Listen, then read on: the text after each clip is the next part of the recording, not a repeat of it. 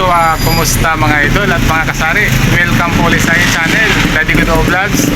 So, malapit yung ating mukha dito sa ating camera dahil maingay dito sa gilid tayo ng kalsada. Yan. So, focus tayo.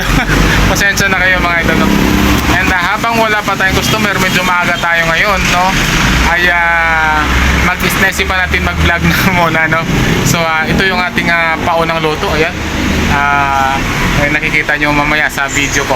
So ngayon ay habang wala pa, sabi ko mag chika-chika muna tayo, no? And kumusta ang ating araw, no? Sana ay magiging maganda na matapos ang araw natin ngayon.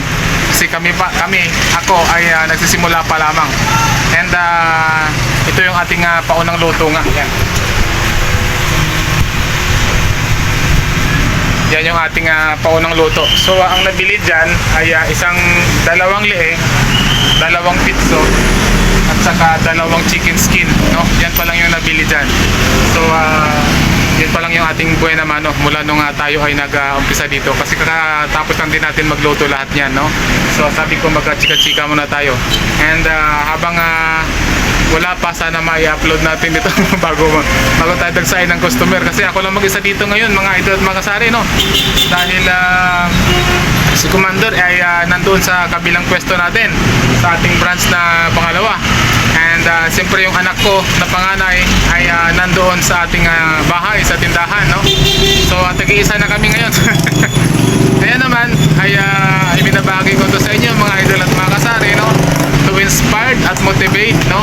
Tuloy-tuloy lang tayo at yun nga yung ating mga goal dyan sa buhay. And siyempre hindi madali na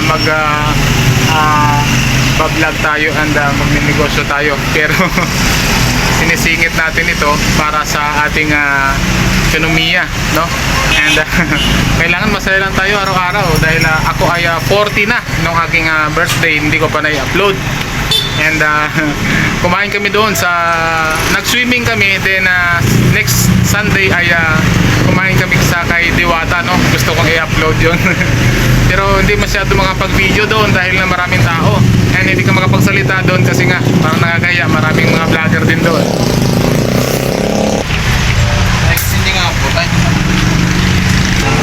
So may bumili lang. And yun ay gusto ko i-upload dun kasi mag-edit pa tayo doon. Dito kasi sa ganitong vlog ko ay tuloy-tuloy lang, hindi ko na ini-edit, no? Kasi nga ay simpleng vlog lang, no? Ang ating ginagawa araw-araw. Kasi gusto ko yung katotohanan palagi na kung anong ginagawa ko, isinishare ko kung ano yung kahinaan ko, ay yung status ng business ko ay maisishare ko, no?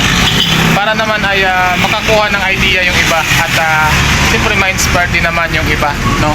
Na ito lang yung source of income namin, no? Mag-asawa ni Commander ay yung sari-sari store namin ito, at saka yung pangalawang branch nito, at saka siyempre yung ating piso wifi, no? So yun lang din, wala na. Simpleng pamumuhay lang tayo mga idol. So kaya lahat tayo ay nangangarap na magsikap, ay na gumanda ang buhay, no? Kaya naman ay ngayon todo kayod na tayo dahil 40 na ako nung nag-birthday ako ng 40 na, pang 40 na tayo. Kaya naman konti na lang konting panahon na lang kaya tatanda na tayo, no? Kaya naman ay nako, paspas na tayo sa ating hanap buhay, no? Para hindi huli ang lahat habang malakas pa tayo, no? Parang pakiramdam ko 25 pa lang ako. Yun, may naguhulog na naman ang ating piso wifi dito sa ating pwesto. So chika-chika lang tayo mga idol, at siyempre ito yung share ko sa inyo ay yung paunang luto natin, no? At tayo ay bago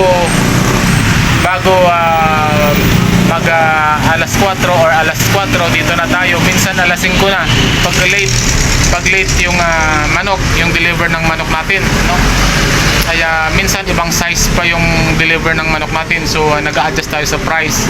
And minsan late ang deliver, minsan nag-deliver na ng alas 2 ng hapon, no? So paano pa kaya kailangan makapag-marinate tayo ng at least 1 hour mahigit or 2 to 3 hours lang, kahit ganun lang katagal ang ating marinate. Yung iba kasi ang ginagawa ay mas marinated yung buong gabi, na okay naman yun, pero yung sa akin tinikman ko yung parehas lang din naman yung lasa. 30 minutes pataas okay na yan mga idol, no? Depende na yun kung ano yung pampalasa natin na nilalagay. Dapat yung hindi nakakasira ng buhay naman, yung wag naman yung sobra-sobrang ingredients, kasi nga para mapasarap lang yung manok tapos makakasira naman. Kung nakikita nyo naman ay tayo ay kinakain natin yung ating manok, halos gabi araw natin kinakain yung ating sobrang manok.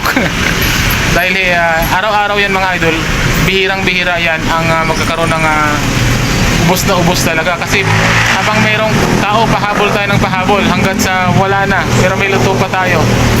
So ang nangyayari yan, kakainin na lang natin para kinabukasan bago na naman, o kaya ipapa-order natin sa ating kapitbahay, or at least mura siya. So yan natin ginagawa, no? Dinidiscount natin kasi nga ay inauwi na natin sa bahay, yun lang. And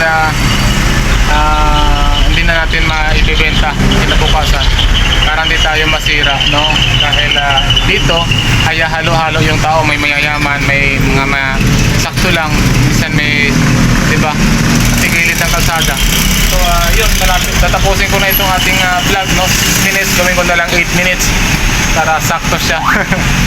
Kasi marami ng sasakyan, nagta-traffic na, baka alas 5 na siguro ito. So gusto ko lang chika-chika ito, kasi kanina ready ko na lahat yung ating sauce, no? Ito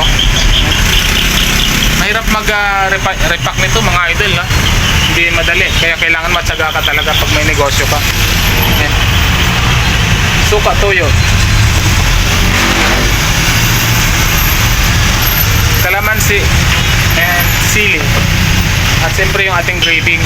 Ito nga yung gravy natin, yan.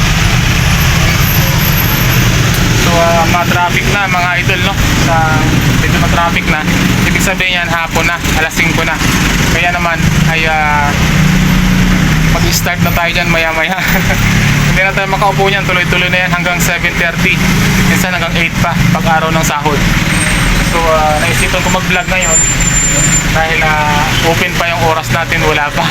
So sa bahay kanina hindi rin tayo nakapag-upload, no? Dahil pag nasa bahay naman, pagising pa lang, magkakape, mag-almusal, hataw na kaagad ng manok yan. Hanggang tanghali na yan, tanghali, maliligo, pagkatapos nun alas 3 ay alas 4, alis na tayo. Bago mag alas 4, dito na tayo, or alas 4, depende sa deliver ng manok, kasi hindi tayo nagpo-frozen ng manok mga idol. Dapat deliver araw-araw ang ginagawa natin para magkaiba kasi ang pagluto nun. Kapag frozen ay medyo matagal siyang maluto, pero kapag fresh yung manok ay saglit lang maluluto na yan. 15 minutes luto na yan, no? Lalo na kapag 1.1 kilos lang. So ginagawa natin ito, no? Kung bago sa aming channel, napadaan sa inyong channel dyan, no? Sa inyong mga cellphone ay huwag naman kalimutan mag-like, share and subscribe, no? Marami tayong mga video dyan about sari-sari store, and dito sa ating pritong manok business, sineshare natin yan para at least maraming ma-motivate at ma-inspired, no? Diba talaga ang meron tayong sariling negosyo. So yun lamang mga idol, at 8 minutes na. So bye! Like a Hellcat.